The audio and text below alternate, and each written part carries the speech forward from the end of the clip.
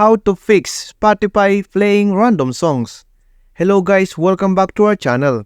In this video, I'll show you on how to fix Spotify playing random songs. So without further ado, let's get started. First thing you want to do is to open up your Spotify app. Then once you're here, you want to go to your library. Then you can choose one of your playlists. And here you want to choose one of your song. I'm going to choose this one. And to open up this song is to click the song once again. Once you got here, you can see the shuffle icon on the bottom left and it's color green. What that means is the shuffle for the songs is turned on. To turn this thing off is you just need to tap it.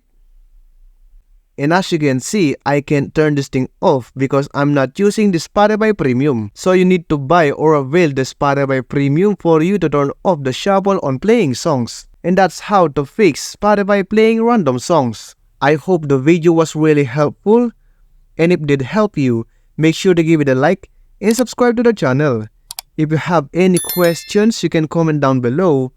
Thank you very much for watching till the end of this tutorial. See you soon on the next video.